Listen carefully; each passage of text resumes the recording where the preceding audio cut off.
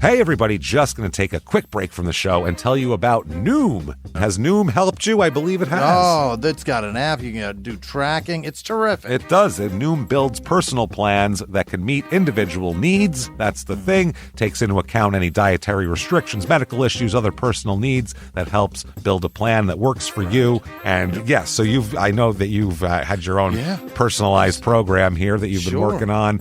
And it's weight loss This is weight loss results that last. They stick around because you get yourself into a lifestyle change. That's what matters. That's mainly it. You can't just say, I'm going to cut that out for a month and then go back to it. That's not what it is. So I'm glad it's helping you. That's great. And it really does. I like the psychology and biology-based approach here. Yeah. Noom Weight uses psychology. That's why they say losing weight starts with your brain, but it also takes into account your unique biological factors, Jimmy. All of your multitude flora and fauna that goes on inside of you there. Sure. Yeah. Stay focused on what's important to you with Noom's psychology and biology-based approach. Sign up for your trial today at Noom.com, Noom.com here. Based on 3.5-year study of actively engaged Noom users with minimum starting BMI of 25. Individual results may vary. Visit our website for more information. Hey everybody, just going to take a quick break from the show to tell you a little bit more about Rocket Money. It's the start of a new year. It's the perfect time to get organized, set your goals, prioritize what matters most. And for me, top priority is getting myself together here. Financial wellness, doing that, which that feels important, just feels like adult stuff that you have to do. And thanks to Rocket Money, my goals feel achievable now. They show me all my subscriptions in one place, help me easily cancel ones I forgot that I've been paying for, which happened to me, absolutely happened to me. For years, I was paying for something. I was like, what is going on here? Rocket Money found it and saved me lots of money since then, because it's been a while. So they did a great job here. Rocket Money is a personal finance app that helps find and cancel your unwanted subscriptions, monitors your spending, and helps lower your bills so you can grow your savings. Rocket Money has over 5 million users and has saved a total of $500 million in canceled subscriptions, saving members up to $740 a year when using all the app's premium features. Cancel your unwanted subscriptions and reach your financial goals faster with Rocket Money. Go to rocketmoney.com/smalltownmurder today. That's rocketmoney.com/smalltownmurder. rocketmoney.com/smalltownmurder. Now back to the show. Welch's can't make everything make sense. Like why your mom still listens to the radio or what she meant when she sent that emoji. But a zero sugar drink that's still full of fruit flavor, we made that make sense. And strawberry, passion fruit, Concord grape, and more. You gotta sip it to get it. New Welch's Zero Sugar. Let's fruit stuff up.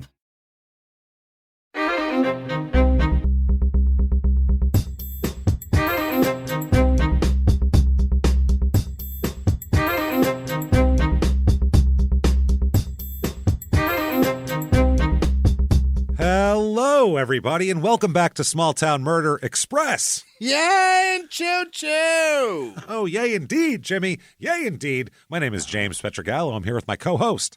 Great, I'm Jimmie Whisman. There you go. He almost forgot. We almost lost you there for a second. Thank you, folks, so much for joining us all aboard the murder train. Here it is. We got some wild stuff today. Just a crazy guy that's doing some crazy stuff. So we will get to that very quickly. First off, shutupandgivememurder.com. Get your tickets for live shows. If you're listening to this in early release, right when it comes out, you can still get to either Sacramento or San Francisco. More San Francisco the next night, more likely.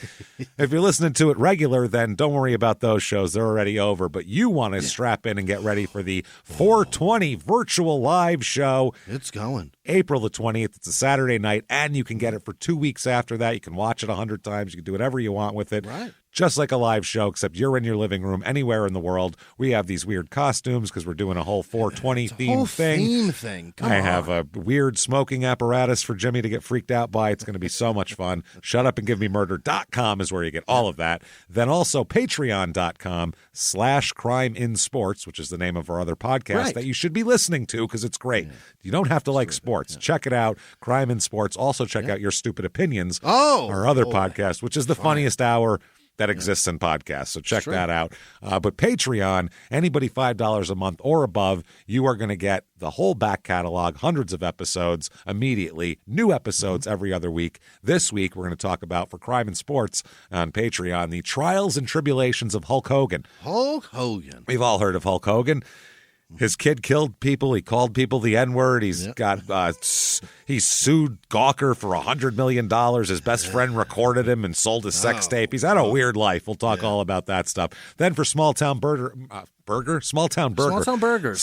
Murder, back by popular demand, we are going to do weird small town festivals, because those are so much fun, and it's been a long time since we've done one, because they're a real pain in the ass to put together. But we're doing it this week.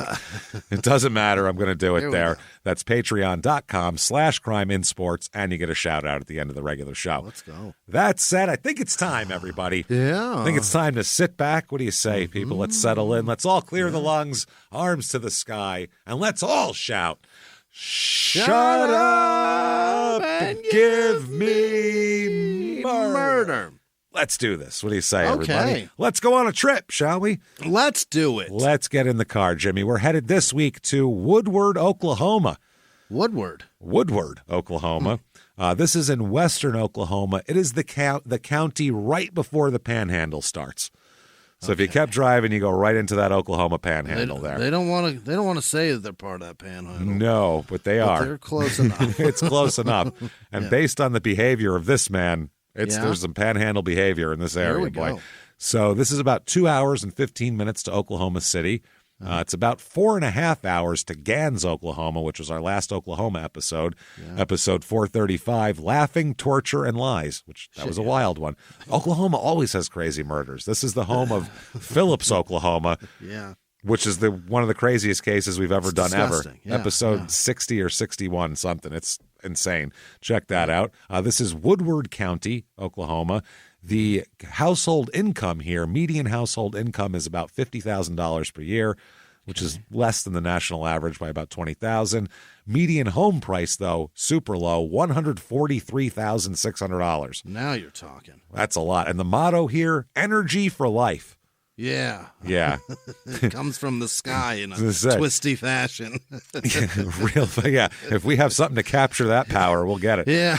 Our homes have wings. They should. It'd be easier. That's what we do. Rather than build them more sturdy and closer to the ground and all that, just put wings on them. Just make them aviation. Make property just like a shifting thing. You know what I mean? Like wherever, if you land somewhere, that's yours now. And if somebody landed on your lawn, that's theirs now, and it's fine. Reclaimable. Yeah, it'll be fun. You know what? Then it'll be like, ooh, it's an adventure. Where are we going to end up, kids? What school district are we going to end up in? A good one? Let's hope so. Fingers crossed. We might get a nice one. We might get a better one. We might get a better neighborhood. I bet they have better lunches over there. No shit. The city of Woodward was established in 1887. Yeah. This was at the junction of the Fort Reno Military Road and the Southern Kansas Railway. By the military road and the railroad. And the railway. That's where we live. Jesus. On the south bank of the North Canadian River, which is nowhere near Canada or the North. No. So I don't understand any of this. Yeah. So they became a big place to load cattle to be sent to eastern markets from all around there.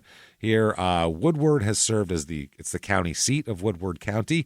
In 1893, it was known as one of the wildest towns in the West. Wildest. At one time, this is a small place, it had 23 saloons and 15 brothels on one street. Tombstone existed. Nowhere near existed. This much. And this place is it. This 23 saloons and 15 Sodom brothels. And Gomorrah.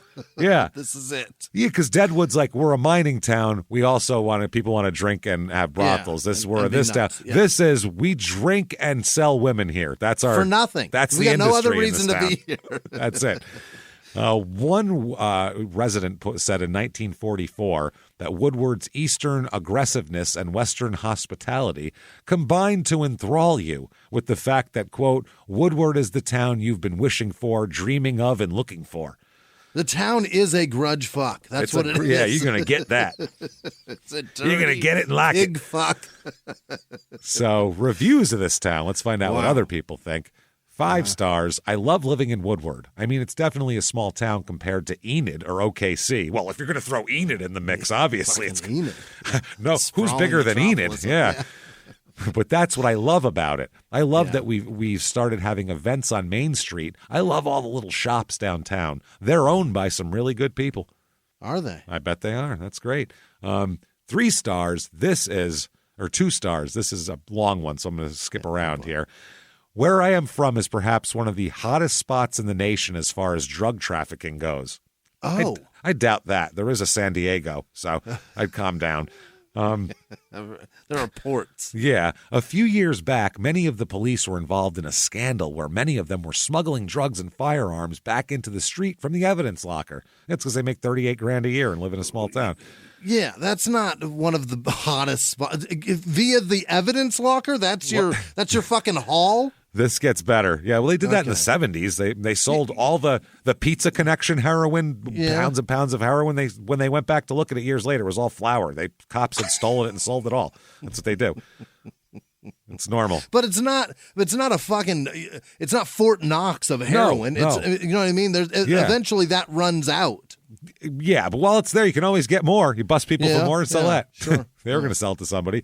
This person says, my father, who's a local attorney, had shown great concern over this matter, which others tended to ignore. Our house was set afire. Jesus. And calls were made to our house giving death threats to my father and myself. Holy shit. That's wild. When our house was set afire, we were returning home from a football scrimmage of mine, and we were able to put out the fire after we called 911.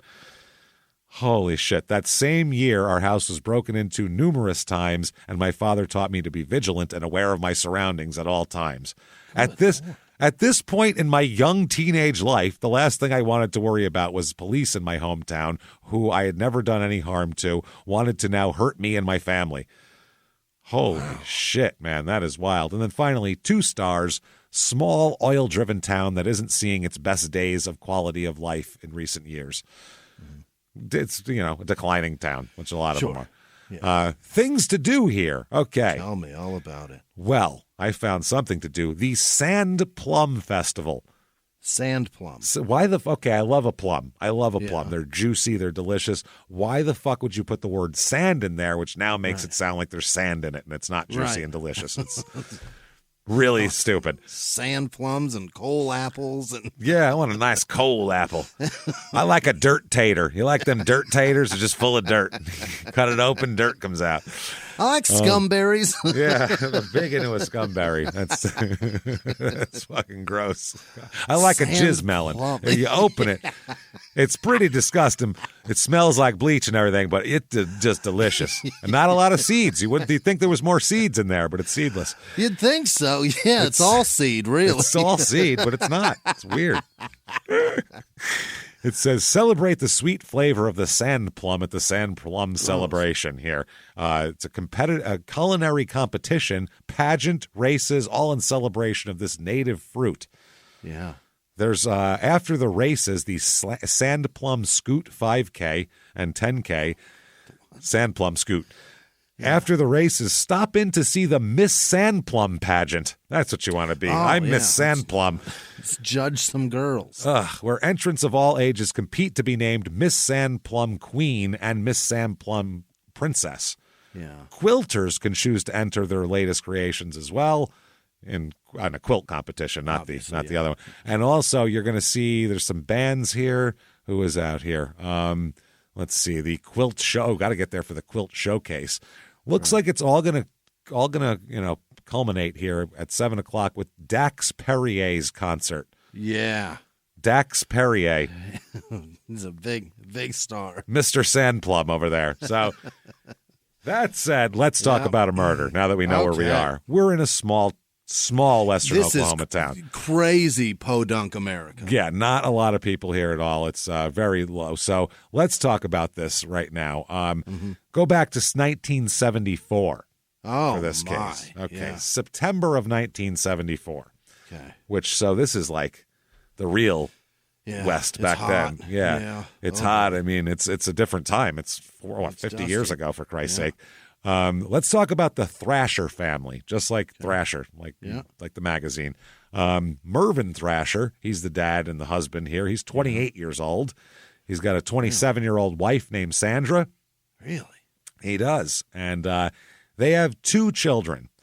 Now, one is 5-year-old. I've seen her listed as both 5 and 7. I'm not sure, but more places say 5. So 5-year-old Penelope goes by Penny. Yeah. So Penelope Thrasher and little 18-month-old Robert Thrasher. So they have a nice little family, a boy and a girl. I mean, it's just, kick-ass last name. They're the Thrashers, man. We fucking thrash. Badass fucking name. As of late August 74, they have only lived in Woodward since January. They're new to the area. Yeah, he worked for the Michigan-Wisconsin Pipeline Company. Okay. Which has work in Oklahoma. Which makes no sense. Michigan and Wisconsin. Maybe they're taking oil from here. I have no idea how it's working. Yeah. That's why it's energy for life, because it's oil that goes places.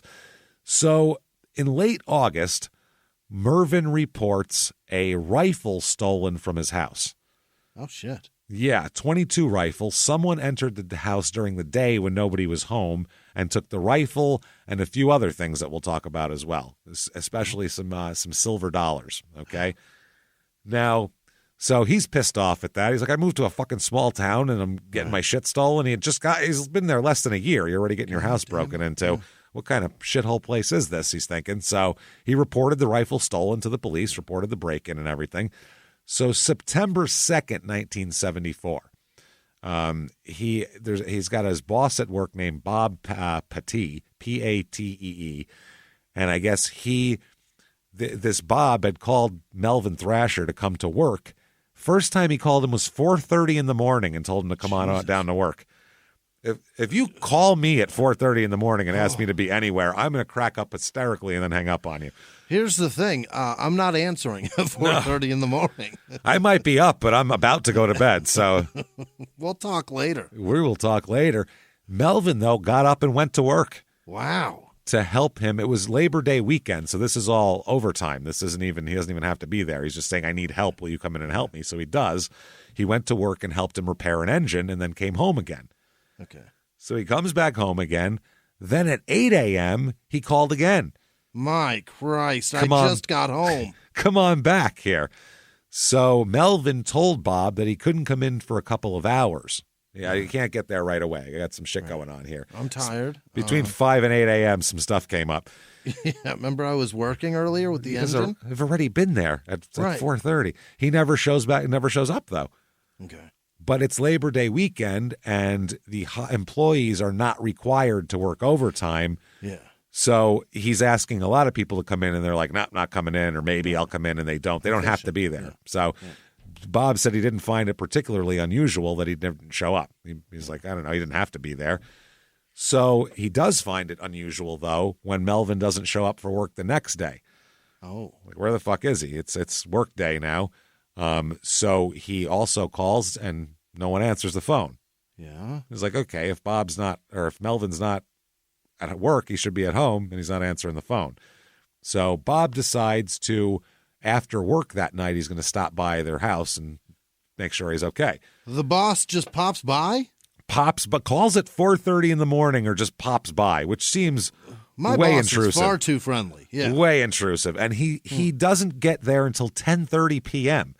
Jesus, he's working all day. He's working all fucking day. Yeah, that's crazy. And at the same time, you're going to go knock on someone's door as an 18-month-old at fucking 10:30 p.m.? Are you out of your mind? After you've worked for fucking at least 16 hours? Imagine they just got the kids to bed. You knock on the door, the dog barks, the kids are up. That guy's wife is going to stab you in the face. And I'm quitting. And so's he. Yeah, I'm going to be like, Bob, what the fuck, bro? Jesus Christ. We're not brothers, dude. Have a relationship that's equivalent here. This is crazy. Yeah, I didn't show up. Either fire me or I'll be there the next day. What do you want from me? Like, this isn't, you don't get to investigate it. So he does this. This is September 3rd, 1974. And the house is dark. It's all dark in there, which it's 10:30 at night. And you got a guy that's ready to go to work at 4:30 in the morning. It seems normal. This guy gets a flashlight out. Yeah, think about this. He's not home. Now he's looking in my windows? Looking in your windows with a flashlight now. No. This isn't, this is too much for a boss to be doing. Looking through the windows, and then he sees Mrs. Thrasher, Sandra, lying on the floor. Uh-huh. And he goes, uh-oh, that's not good. Lying on the floor. You deserve this, Bob.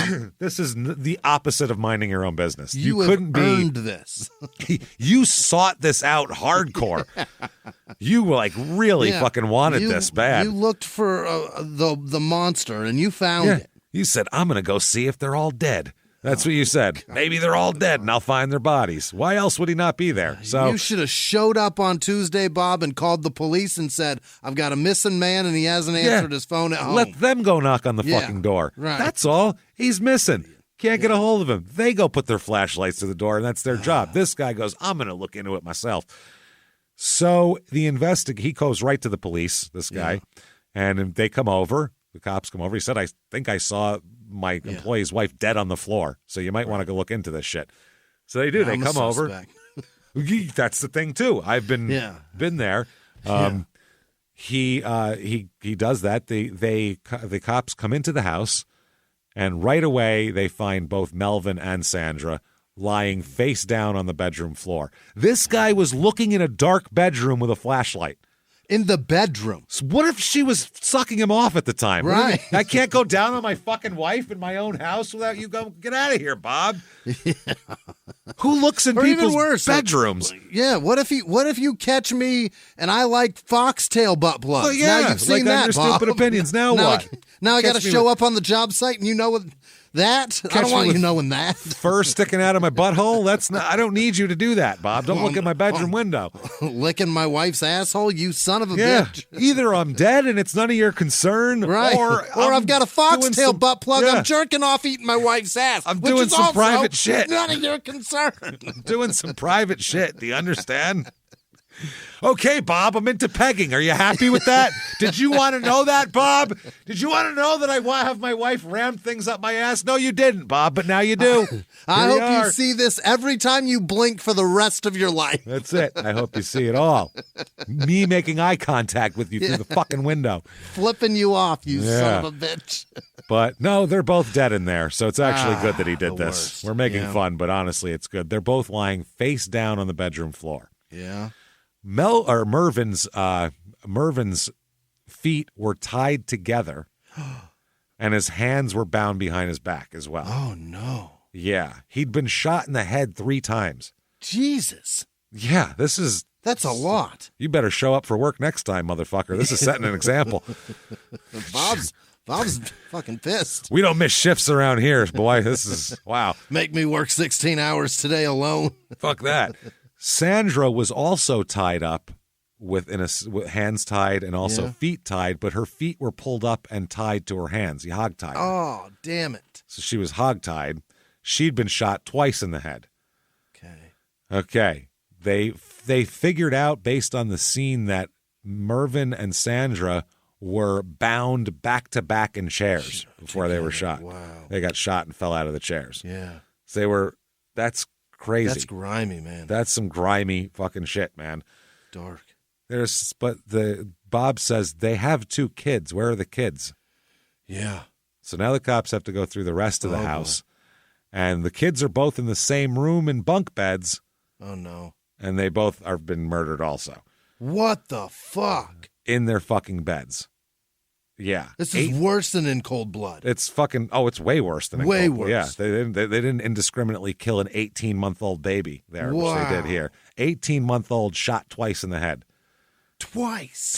And 5-year-old, poor little Penelope, in the upper bed of the bunk, shot 3 times in the head. Wow. That's fucking, all you can hope is that they were sleeping and didn't know that this was happening and just never woke up. But that's fucking horrific. That's horrific. 10 shots. They heard it, right? They had to have heard it, I would think. If someone heard something, I would hope. But we do tons of stories where kids don't wake up through gunfire. Yeah. How many stories have we done? 10 shots. 10's a lot. 10's a lot. But the problem is, too, it was with a .22. Yeah. Which are not the loudest of fucking guns either. It's not like a It's 357. It's still a loud pop, but who knows? The murder weapon here is not on the scene either. There's no .22 on the scene.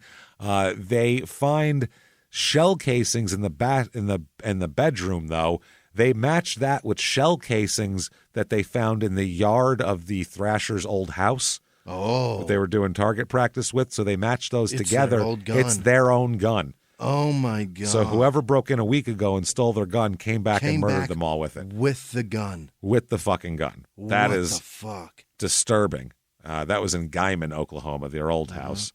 They said all 4 were fully clothed, but there were indications that Sandra had been raped as well. Yeah, of course. This is disturbing as fuck. The worst.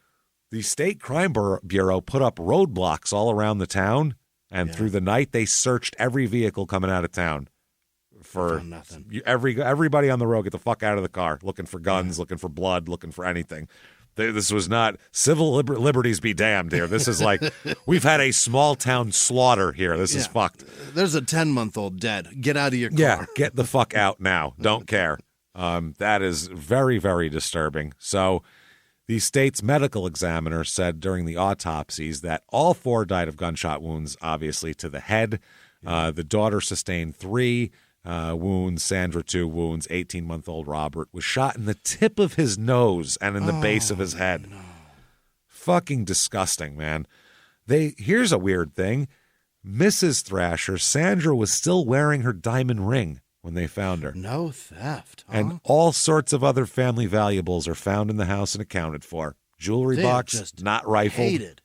Nothing. Yeah, this is, you better show up for your shift, motherfucker. I'm telling you. This is all Bob, man. I fixed 3 diesel engines today alone.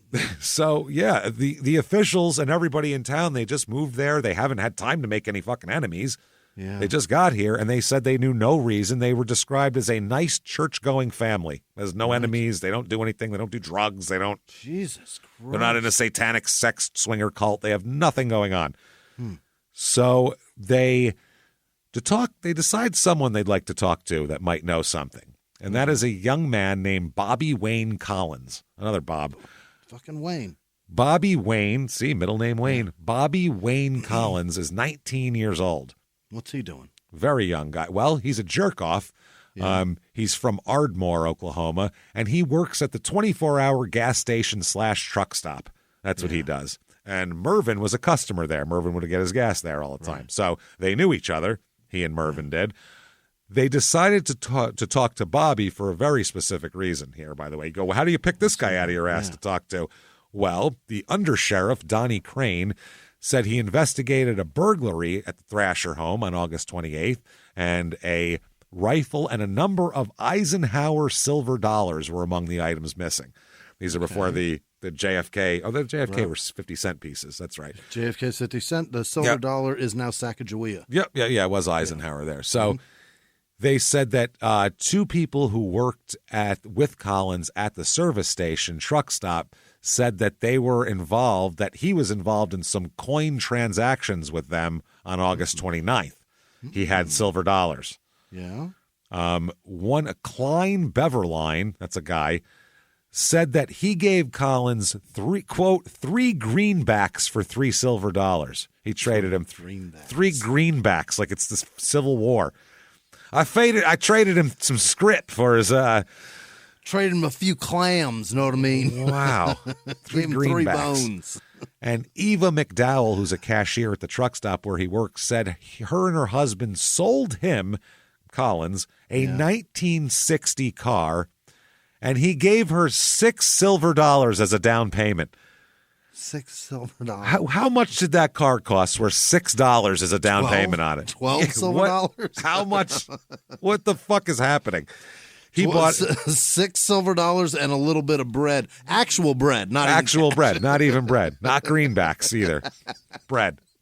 Wonder Bread, to be exact. So they said, well, that was odd. They said, did he have, like, before in the past, has he been around with silver dollars all the time? They said, never saw him with a silver dollar before. Now he's just paying for everything in silver dollars. Okay. Weird.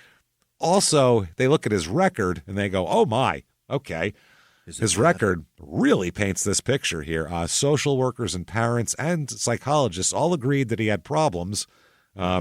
Mainly, they found out that when he went to prison for the first time. He's 19, by the way. Oh, but for the first time. He was sentenced in 1971. This is 3 years ago When he was 16, he was sentenced to 3 years in prison. For what? Why, you may ask, as you did? Attempting to rape a 69-year-old woman. Dude, what? A 16-year-old boy attempted to rape a 69-year-old woman.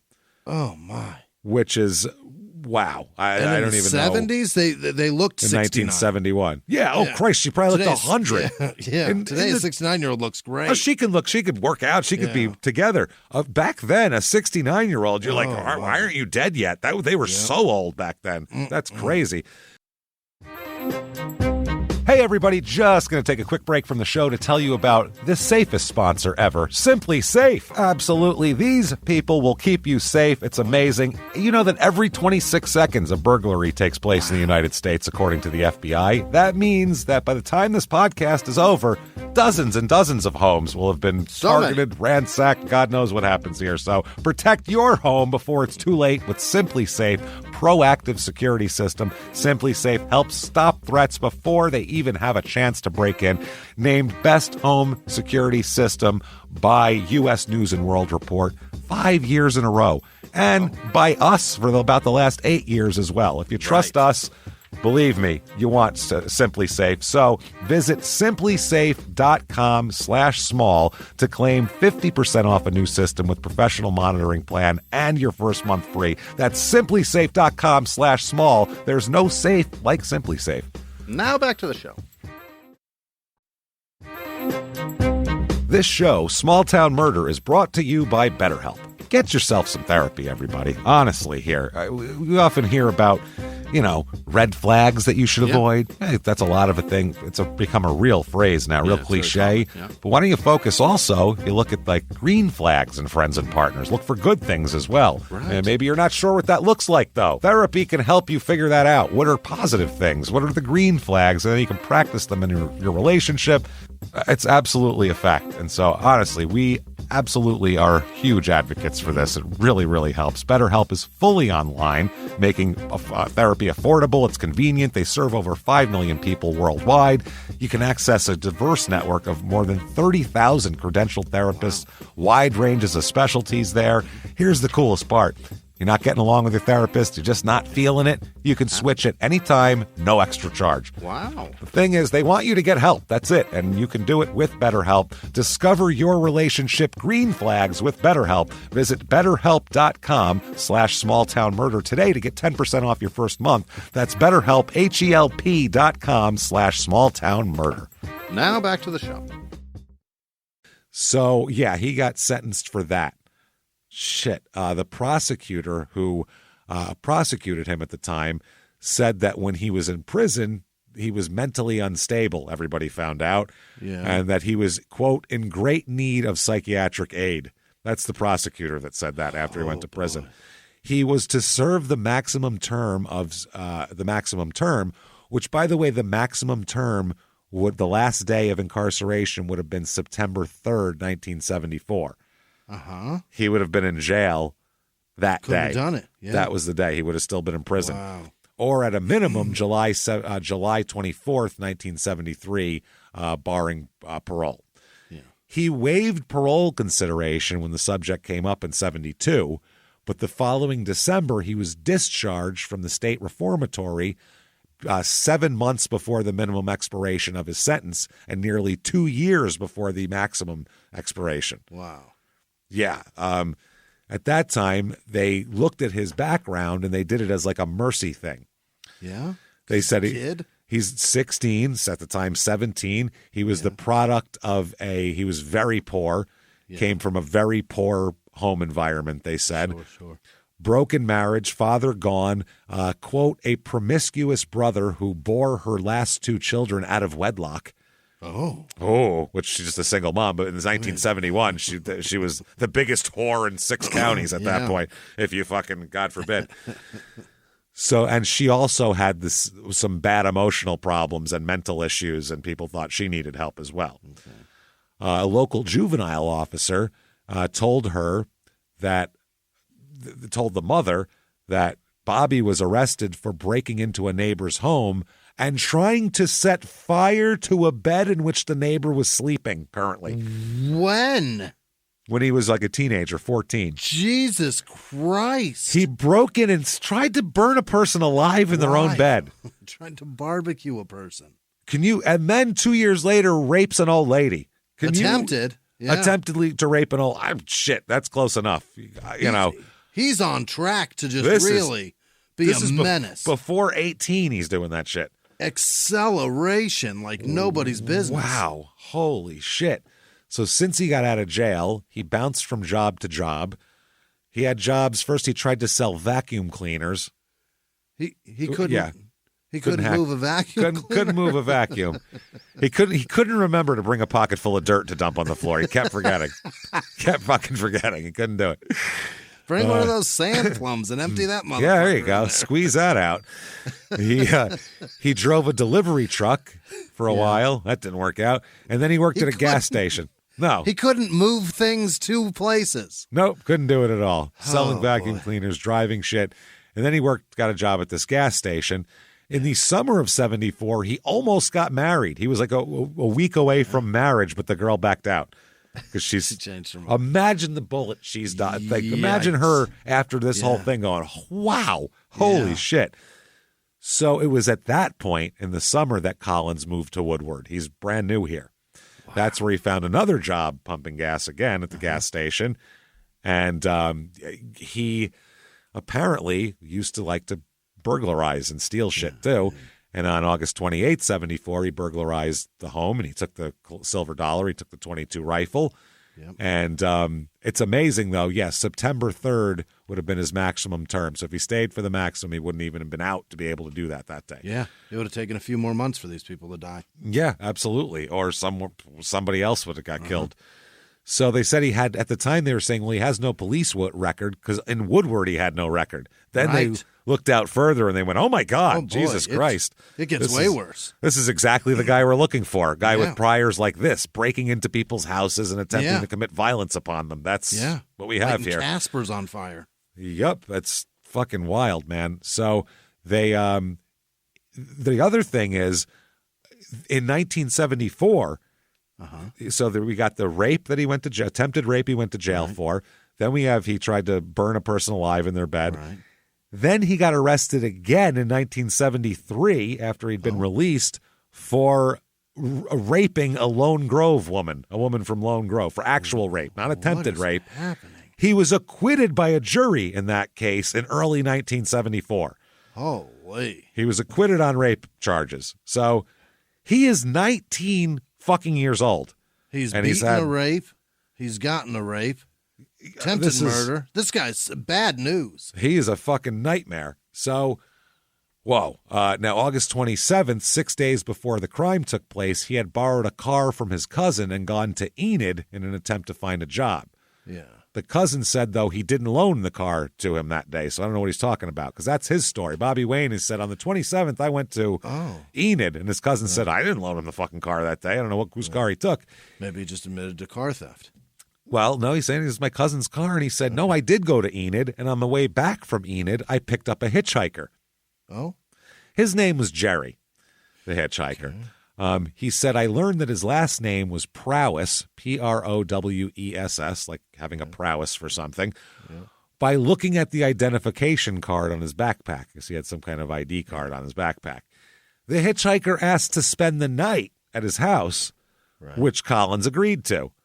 Because that's what I do. Not only give rides, I go, hey, I'm also offer lodging to strangers. Can I stay over? Sure. Wow. So this is the crazy part, too.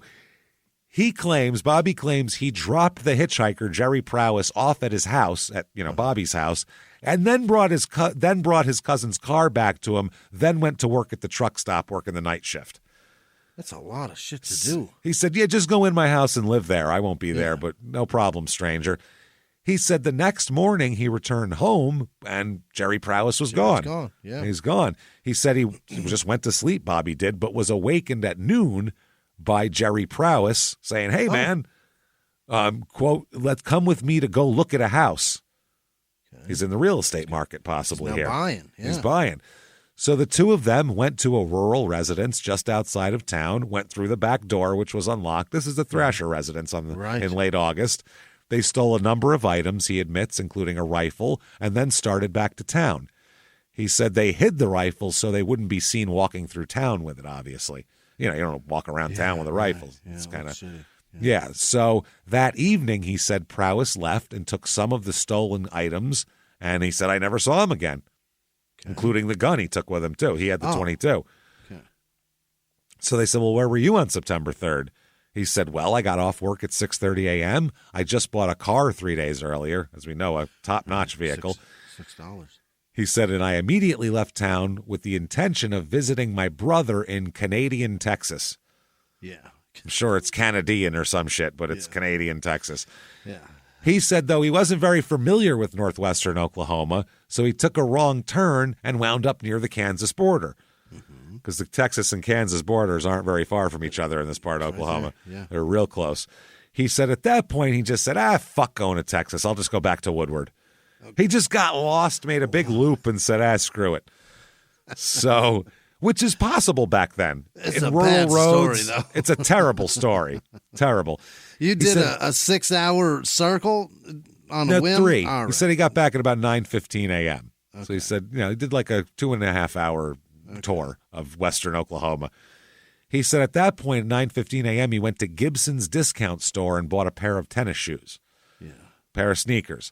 Now, here's the problem. The tread on these sneakers matches the shoe prints found at the crime scene. And that's fine. I just bought them.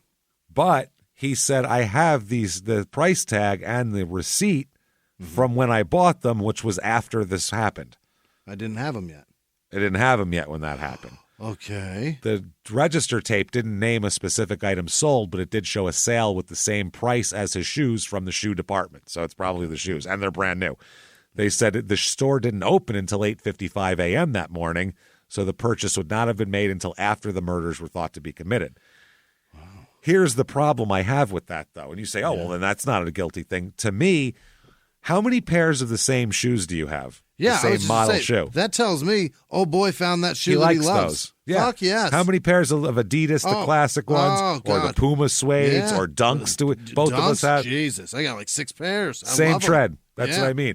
And if you just murdered a whole family and had blood all over your fucking shoes that you liked, you might go buy the same shoes so it doesn't look suspicious that you have different shoes now also. Yeah.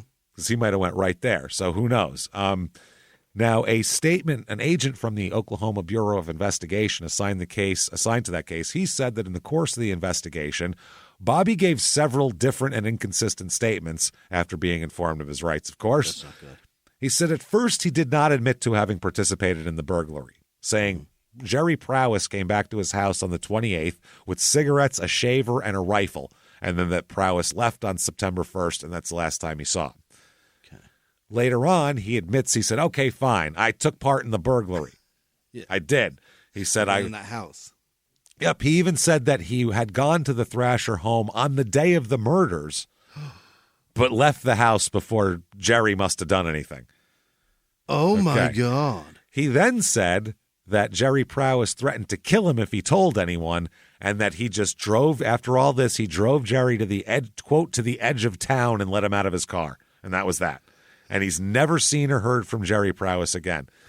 Funny thing is, neither is anyone else. This guy doesn't exist. Yeah, of course not. He described him as a bearded, long-haired hitchhiker named Jerry Prowse. And that's what he said. He said, I got this guy. That's his description. Y'all should find him. That was what his thing Jerry. was. He's dangerous. Yep. 5'9", 170 pounds, mustache, short beard, shoulder-length brown hair.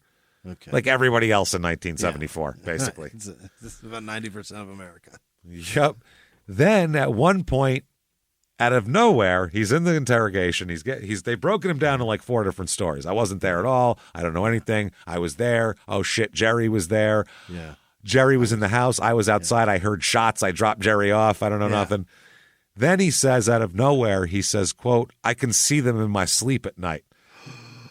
He says, my God, that little girl was still asleep. Oh, you son of a bitch. The kids, I can't get them out of my mind. That little boy just looked at the gun. Get the fuck out. He was a fucking baby. He was awake and saw it aimed at his face. Yep. And he shot him in the nose with it. You piece of shit. You utter piece of... And shot a sleeping little girl. You fucking scumbag. How... Unreal. Jesus Christ. I hate... I don't want anybody to fucking... I don't want cops to use enhanced interrogation techniques, but when someone admits to murdering a 5-year-old, you should be able to work them over for a couple minutes at that point. Yeah. How many layers of skin do we have? Is it 7? I mean, take a couple. That's what I thought. Right 7. Off your fucking ball bag. Take a few off. Like this guy, That's so fucked up, man.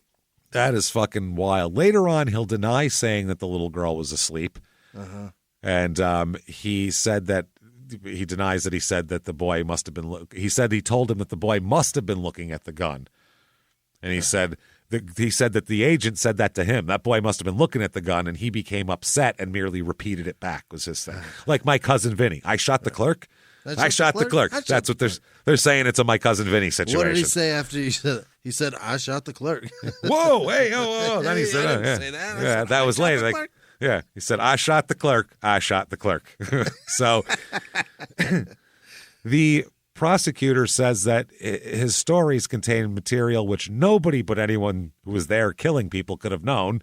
Right. And the defense contended that because of rumor and innuendo around a small town, plus excessive media coverage, everything that he said had been in public circulation, being gossiped and talked about. So really? He could have known. He also says that based on the prior inconsistent statement made to the investigating agent, which according to the agent's testimony, the defendant told of going to the Thrasher home with Jerry Prowse on that day. In this story, he says that Prowse held the gun on the Thrashers while he tied up Mervyn Thrasher. So I just tied him up. He said several times, Bobby tells them that several times he kept saying, let's get out of here, let's get out of here. And that after Mr. Thrasher was tied, Prowse told him to go get the car. At which point he said he ran out of the house and then he heard gunshots as he was out in the front yard. He said that, the jury's got to believe that if they take him to trial because this is crazy. Why did you buy new shoes then? Yeah. And his lawyer says, well, even if you find him guilty, you also have to find abandonment of scheme. Abandonment of scheme means that he abandoned it midway through, so he should only be charged with the robbery and this and that, but not the murder himself. Right. His final story on it all, he has many, many stories. He said, okay, I entered the home after Jerry Prowse told me to, obviously. We came together. Jerry went in first, obviously. Yeah. And when I came in, after Jerry was in there, I parked the car. I came in there. Jerry was holding Sandra Thrasher at gunpoint. He said then Thrasher appeared to be, he was there. He said he just got the husband just got home from work because he just got home from his 4:30 a.m. work shift, fixing the engine. He said that Collins told the police that Thrasher found the front door forced open and two men inside with his wife at gunpoint in her nightgown, which is that's not a situation you want to walk into. Collins said that he tied up the parents as Jerry Prowse directed him, and that after rebinding Thrasher, who had been let loose to take a telephone call to tell the boss, I'll be there in a couple hours, right? That's when he left to get the car, and he said he heard shots outside of the house. He said 2 shots, then 3 shots, then 3 shots. That's what he heard. He missed a set, by the way, in there. Yeah. He said then he took Prowse 8 miles north of Woodward and let him out of his car. They said, well, what's the last you saw? I said, last I saw of Jerry Prowse, he had a knapsack, and he was walking down the road with his knapsack and the .22 caliber lever-action rifle that he took from the home and killed the whole family with. Really? Walking away, yep. A guy with a knapsack and a rifle walking down the street. Just walking away after I wiped out a family, long day, it's Miller time. So the police officer said that fucking Bobby Collins became visibly upset when the cop told him, I don't believe your bullshit hitchhiker story, Bobby. I don't believe a bullshit hitchhiker did anything. Don't believe any of this shit. He said, I don't believe any of that. So he got real upset, and Bobby said, he'll kill me if I tell. Jerry will kill me. That's what he said. He just met this guy. You don't know Jerry. You don't know Jerry. If Jerry had, mob connections or was with a cartel, he wouldn't be hitchhiking, okay? First of all. Getting in your $6 shitbox. Yeah, other part is you've done terrible things that you've already admitted to. Yeah. You're going to be in prison for a long time. Jerry ain't going to find you. You're in prison. He can't get you. Yeah, he'll be in the rape wing or whatever the fuck. I don't know. So he said, he'll kill me. Then he says, okay, I'll give you all the details so you'll know I'm telling the truth. He said, Jerry Prowse just said, we're going to burglarize that home again, the one we went to last time. I parked the car. Jerry, carrying the rifle, entered the home. When Jerry entered the house, he saw the front door facing the floor, and he said, "What do you say?" He saw the front door facing on the floor. I don't know what that means, and noted that Mrs. Thrasher was in bed, and the boy. So now she's not in the living room at gunpoint; she's in bed now, right? And that Robert, 18 months, the baby, was on the bottom level of a bunk bed, and the girl was asleep on the top bunk. When he said when Mr. Thrasher came in, his wife yelled, "They've got a gun," to alert him. So then Mr. Thrasher was forced at gunpoint to sit on the bed and comfort the little boy who had woken up from that. What? So he had to comfort him till he went back to sleep, the little boy, or at least till he calmed down. Then Bobby Collins, on orders from Jerry, was tying Thrasher up with strips of toweling when the phone rang. He said it was Mr. Thrasher told them it's probably my boss and said, I'll get rid of him. Let me fucking talk to him. He answered the phone and said, I can't be at work for 2 hours, just like the boss said. Right. He was then forced to kneel on the floor while Collins tied him. And Collins said, let's go, noting that telling Prowse, let's go, noting that Sandra Thrasher was not tied up. He said he ran out the back door and while running, he heard the shots, when did he tie up fucking Sandra then? How would she be able to, that much tying? No. Yeah. So he claims, like I said, that he picked this guy up. He claimed he picked him up on a day when he didn't even have a car, first of all. Because he claims his cousin let him borrow the car. That's how he found Jerry Prowse. His cousin said he didn't borrow my car that day. So that's out right there.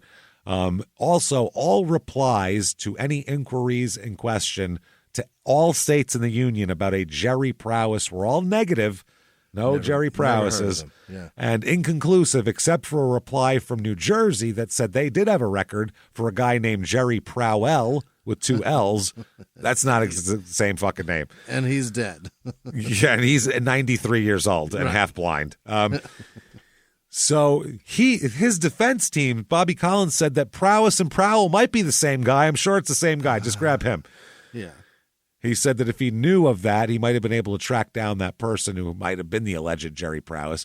So they said it was disputed whether or not that he went to Enid that day. So they said, who the fuck knows where he's lying and where he's telling the truth. But at the same, one thing they do know, Jerry Prowse doesn't fuck. He's Snuffleupagus, basically. It's not a real guy. No, it's hardcore Snuffleupagus time here. Like Jerry Prowse, and he comes out, hey, Big Bird. Hey, I'm Jerry. Hey, Bobby. Let's kill a family. Hey, you tie him up and I'll rape him.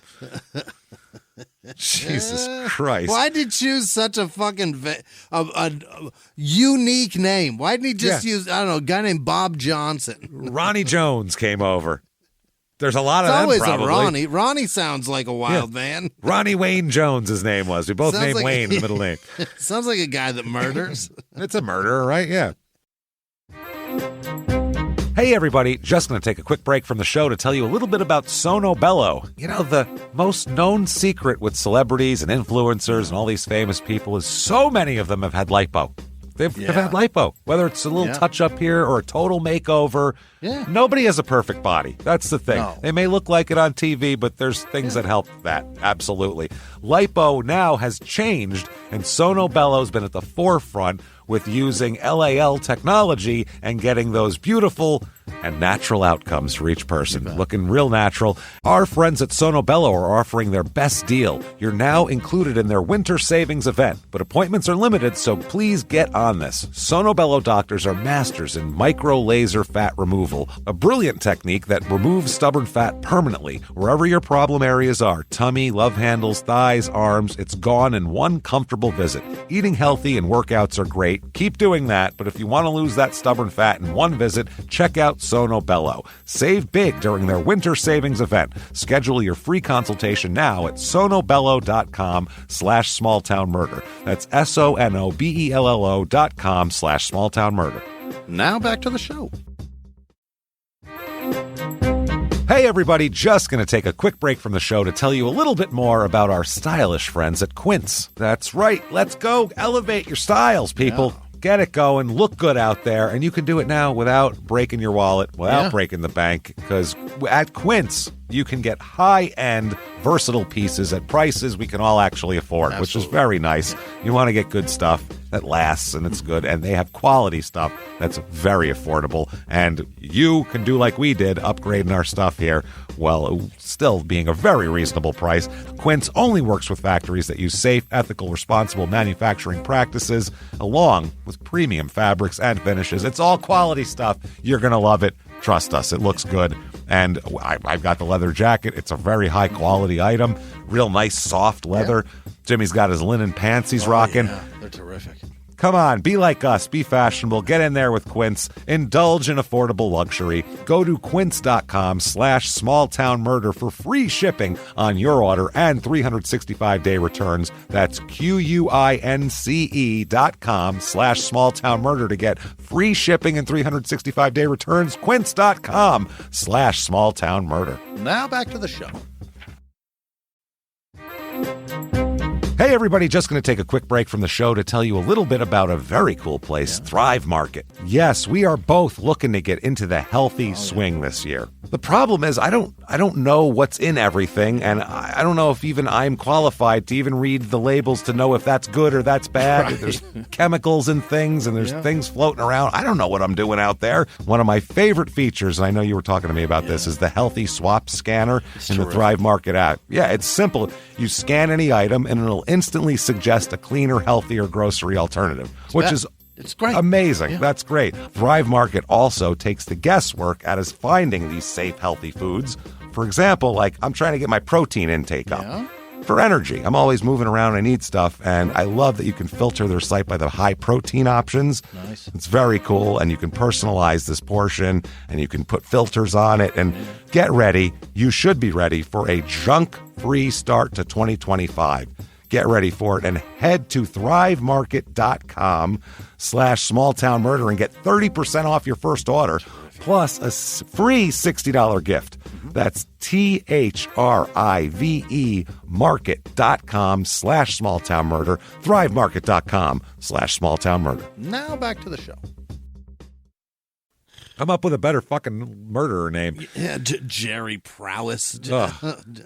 Okay. So the Oklahoma State Bureau of Investigation fingerprint technician, James R. Looney, he is loony, that fingerprint guy, he said Collins' fingerprints were not found among the prints discovered at the home. He did say that a lot of the prints that were taken were not identifiable. They were smudged and all that kind of shit. So that happens a lot. Prints, it's very rare they get great whole prints. It just doesn't work out that way very often. Yeah. Nowadays, they'd much rather have the oil on it to do touch DNA than they would to even fucking do a print. It's easier. And who's to say this sumbitch didn't wear some gloves in this? You know That's who knows. Yeah, he's going over to kill in the house he's been at before. Yeah, he knows what he's doing. Yeah. He says that there's insufficient evidence to bind him over on a charge of murder in the first degree. The charge should be reduced to murder in the second degree or manslaughter in the first degree. He shot a baby in the face at cold blood. Are you in cold blood? Nose, man. Wow. And that the trial court erred here in overruling his motion to quash and dismiss the information, certain information. Now, they find no error. They said the footprint running from the house to the road matched his sneakers. He confessed to the burglary in which the murder weapon had been taken, and his alibi was completely uncorroborated, and also the person that he said was there. He said, I think we're pretty good in holding him over. So during the trial, the defense attorney contends that a burglar killed the family, not Bobby. Well, Bobby is a burglar, and yes, I agree with you. A burglar killed him. His name is Bobby Collins. I agree he did, yeah. Yes. He said, we believe Bobby Collins had some association with the burglar who went into the Thrasher home, and we also believe the killer or killers are still at large. Okay, OJ. Yeah. So, also, he doesn't want the photos let in. Of the scene? The photos of murdered children, which tends to piss a jury off. Yeah. But you know what you do is you don't murder children, and then that never happens. You don't have to look at them. I've never been to court and had my fate be decided by the jury looking at pictures of children I killed or not, because I never killed any children, so it really works out easy. Yeah. Wow. The photographs, the rule is if they're gruesome and there's no possibility of prejudice to the jury, then they will not be admissible unless their probative value clearly outweighs the danger of prejudice. So they said in this case here, they held a hearing outside. The defendant argues that the manner in which the Thrashers died was not in contention and that the photographs were not relevant to his defense of alibi. So they said, no, actually, they're in. You're good. Yeah. Also, he says, and even if I was there, like I said I was, it was an abandonment of scheme. Yeah. I said I wanted to get out of there, and Jerry just went crazy. Now, as we know, you can go in to rob a store. You can wait in the fucking car, sit in the back seat. Somebody shoots somebody 100 yards away, and you're up for murder. Especially Oklahoma. Yeah. Or even the guy behind the counter shoots your friend. Now you're charged with killing your friend. Your friend's murder. Right. Which is a dumb fucking law. Everybody in the car is there of their own. Everybody should be charged with if someone else gets killed. But if one of them gets killed, he didn't want to kill his friend. That's fucking ridiculous. Yeah, that is pretty crazy that the storekeep can put people away for life. Yeah. In his self-defense. That's insanity. That's the dumbest fucking law I've ever. Not only are you sense. not going to jail, he's going to jail for you murdering that guy. Yeah. Like I get, you don't want to discourage armed robbery, but at the same time, we have to have logic in the law of some kind. That's a fucking wild law. I think, yeah. They said though this is without merit. Jerry just went crazy. Because in order to successfully abandon the scheme, that party must communicate to others involved his intention to do so. He didn't say, Jerry, fuck this, I'm done with this, I'm getting out of here. So, yeah, he said that at no point he told Jerry Prowess who he was withdrawing. He just said he followed his instruction to go to the car. Mm-hmm.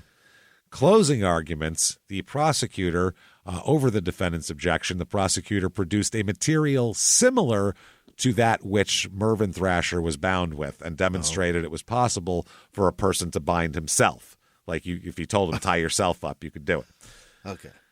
So the defendant here, he argues that this demonstration was an error and that the prosecuting attorney went outside the record, because that's not the actual stuff, it's just a similar thing there. They said the actual bindings were in evidence, though. So they could have looked at that. He was just showing them one that he could really fuck with in court, that he could play with. I don't want to touch that one. Exactly. They said but could not be used in the demonstration because they had been cut in order to be removed from the victims. Oh, Jesus. They had blood on them, for Christ's sake. So the counsel for the defense suggested during opening arguments that the evidence would not support the contention that one person could have done all that was done, and the purpose of the demonstration was to show that Mervyn Thrasher could have bound himself. So the counsel for the state did not claim that Thrasher had tied himself in such a manner, but sought only to show that it was possible for a person to bind themselves. Now, one person could have done this because Mervyn wasn't home.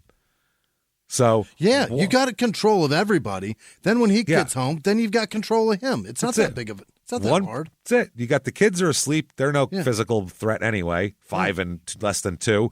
You got the wife in the bedroom. Mom's going to listen. Yeah, you've raped and tied up this wife at gunpoint in the bedroom, and then dude comes home, and now you got him at gunpoint. It's not like there was, 8 fucking lumberjacks sitting around, and you kicked the door open into their breakfast and said, "What's up, motherfuckers?" Like, that would have been, that'd be hard. They all have axes. This is different. So at the conclusion of this case, he wants a new trial already. He said the only conceivable case the state might have is illegal trespass and first-degree manslaughter. That's it. Wow. No murder. Imagine saying that, the balls on that. An 18-month-old dead, man. He said it would be far greater crime to bind a person over for first-degree murder when the only punishment is death. Oh. So the judge rejects a plea deal that they had there, an attempted plea deal. They said no. Verdict comes in, guilty as shit. Yeah. Yeah, looking pretty guilty there. You're in a lot of trouble, man. You're in a lot of trouble. The sentencing comes in, even more trouble. You, sir, may fuck off, death penalty. Yeah.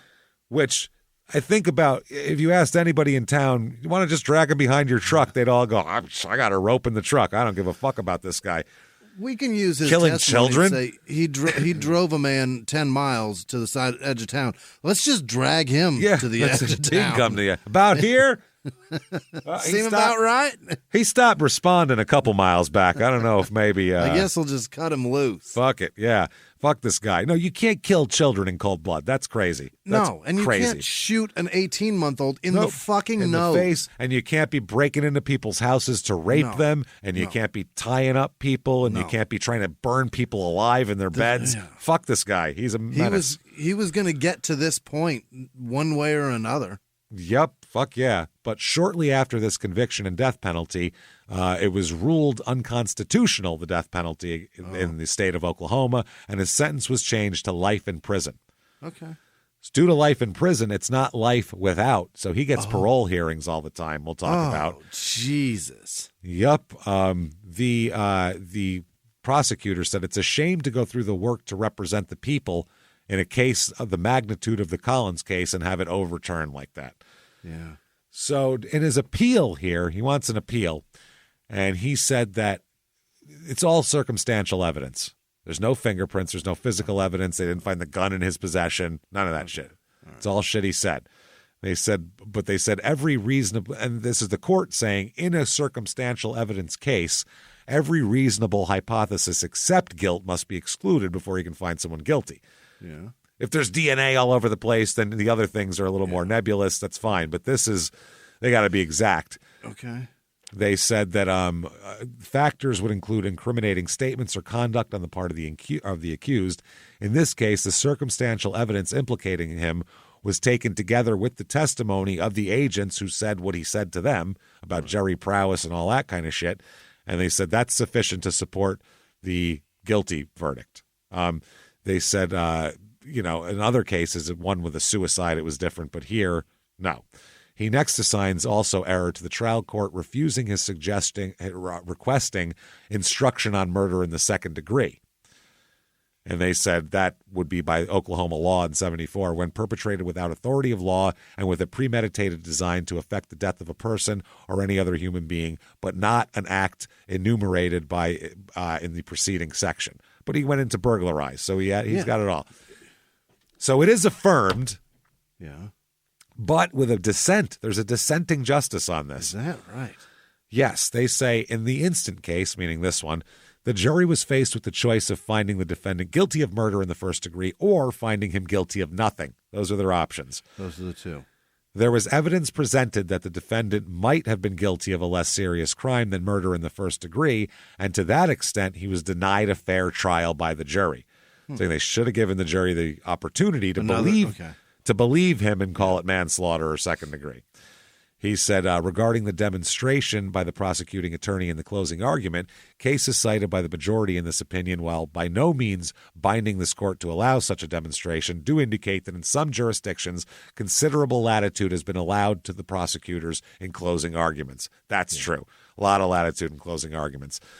This person says, nevertheless, though, I think the demonstration by the prosecutor was extremely prejudicial to the defendant because the prosecutor made it appear that it would have been a simple task for Mervyn Thrasher to have tied his own wrists and then to have stepped over them so his hands would be tied behind him. Oh.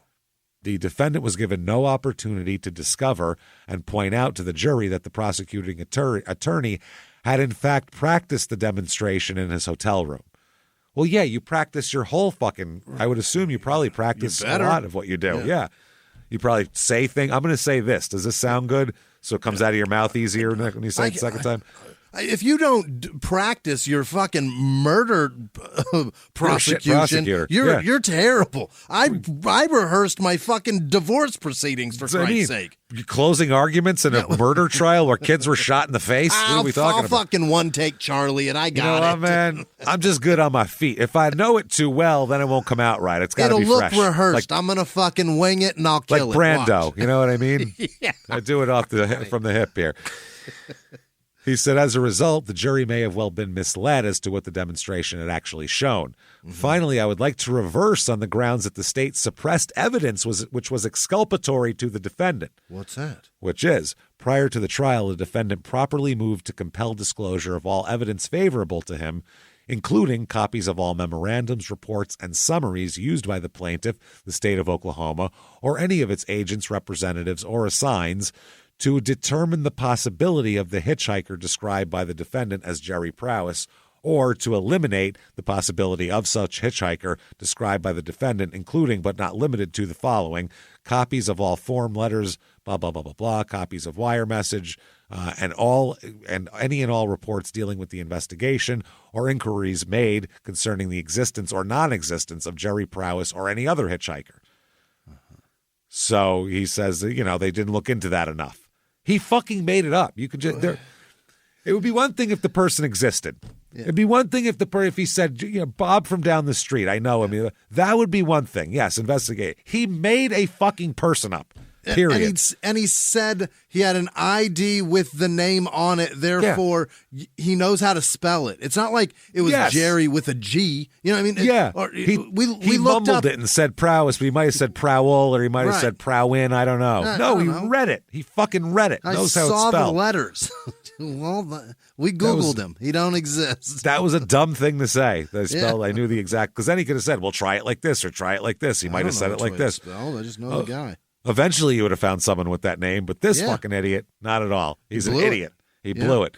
So, 1977, he's trying to get the Supreme Court to hear his case. Oh, boy. And they announced that they will not hear the appeal of Bobby Wayne Collins. We'd rather not. We're going to pass on that. Yeah. He contended he was denied his constitutional right to due process because he was not allowed to see records detailing the government's search for the hitchhiker. Uh-huh. Yeah, he wanted to see the records of the search, like they didn't look for him. Right. So he argued, if they honestly thought he existed and was out there hitchhiking, robbing, murdering children in their beds. Houses like that? I feel like they'd probably take a look just in case. Hey, we'll get 2 for 1 here. Yeah. So, they said that. Collins argued that if he had been allowed to see the records, he could have shown his jury that the state authorities made only a superficial search for the man. Yeah. Or he said, I could have even tried to locate him myself. Yeah, but you could. What 1974 resources does a 19-year-old have to find somebody? Right. A 19-year-old who works at a gas station and lights people on fire in bed. Yeah, and rapes old women. That's great. So, they said they've ruled that it wasn't unconstitutional, blah, blah, blah. You can go fuck yourself. He has ruled you, sir, may fuck off. Life in prison, by the way, like I said, but with parole. Yeah. So he's got parole. Now, 1989, he's up for parole. It's 15 years. Oh, my God.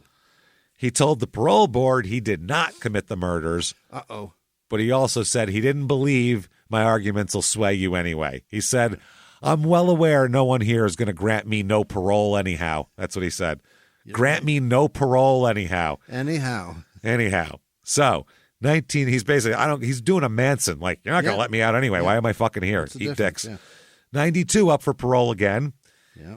He asked the board to reduce his life sentence to 45, 60, 75, 99 years. It doesn't matter. That's he doesn't like the torture. Number. Yeah. No, he wants a number. The indefinite shit is driving me nuts already. Yep. He maintains his innocence and said he does not deserve to be in prison at all, but a reduced sentence would put his chances of release at least in his own hands. This not knowing is driving me nuts. Then he broke out, I have scientific evidence. Which is the parole board's not the person to take that. You take that to an appeals court. Yeah. Parole board wants to hear, I'm very sorry and I'm better now. And I won't do it again. Rehabilitation story and remorse. That's what we need. He said the cigarettes at the crime scene showed someone with O-positive blood type was there, and the blood type of Collins and all of the victims is A-positive. That means so he could have had someone come over smoking. One of the cops could have had a cigarette. Yeah. Fucking it's Bob Petit. A couple of cigarettes. Cigarettes.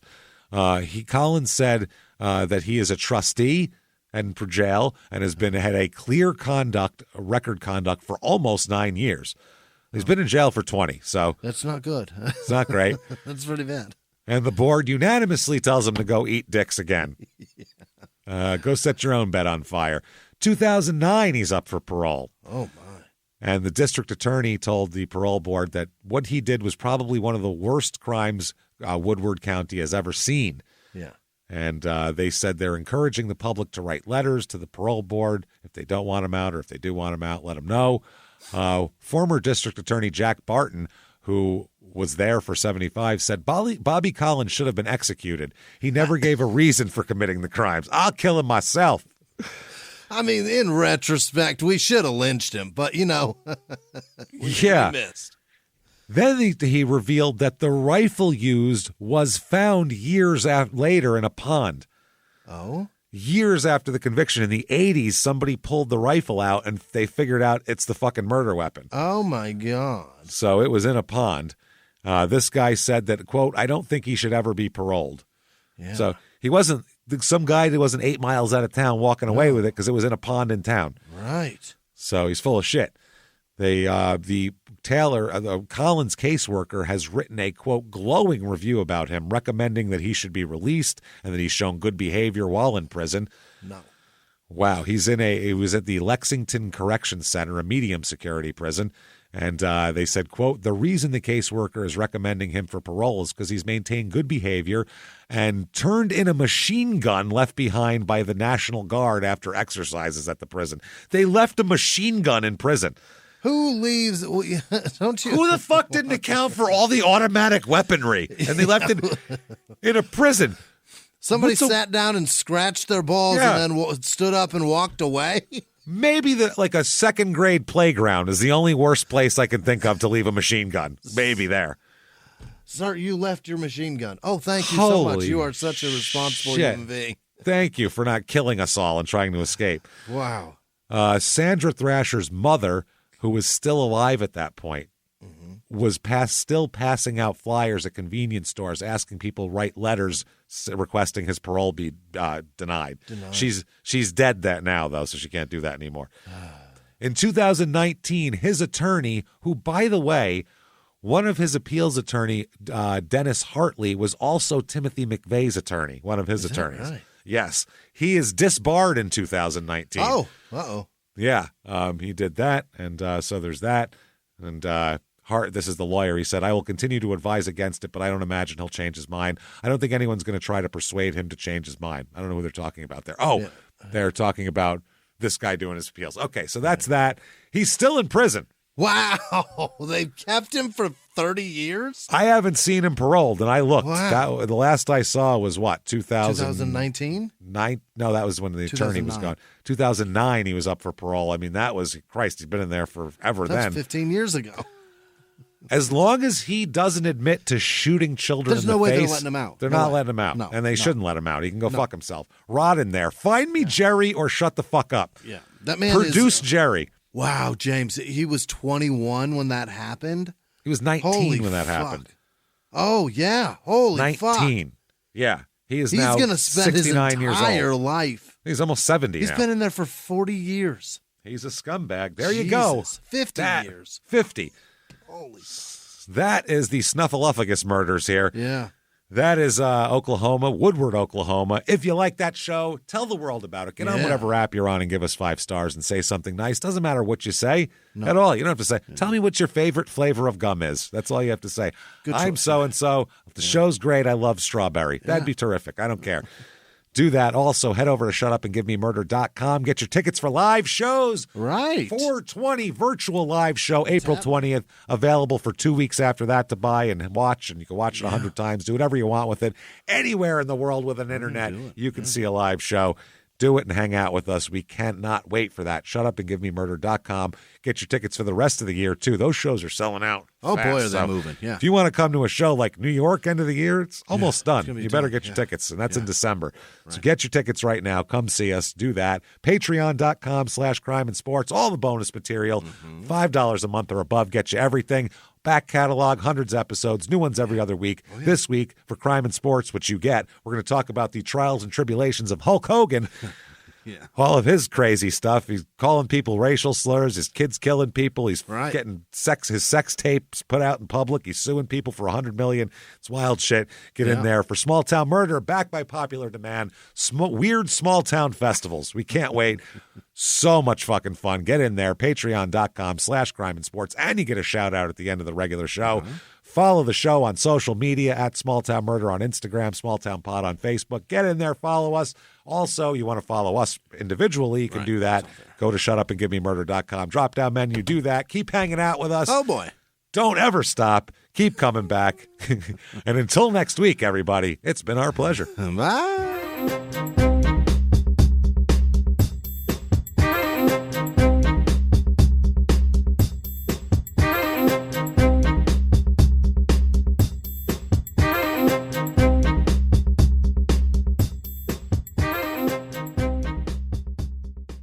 If you like Small Town Murder, you can listen early and ad-free now by joining Wondery Plus in the Wondery app or on Apple Podcasts. Prime members can listen early and ad-free on Amazon Music. Before you go, tell us about yourself by filling out a short survey at Wondery.com/survey.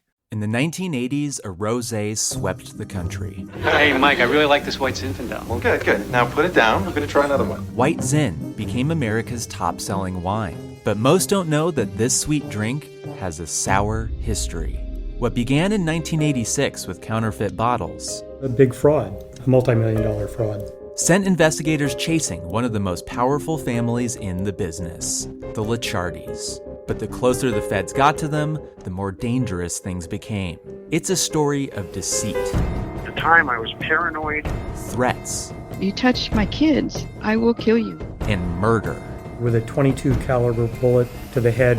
What started with a scheme to mislabel wine spilled into a blood-soaked battle for succession. Welcome to Bloodvines. You can binge listen to Bloodvines exclusively and ad-free on Wondery Plus. Join Wondery Plus in the Wondery app, Apple Podcasts, or Spotify.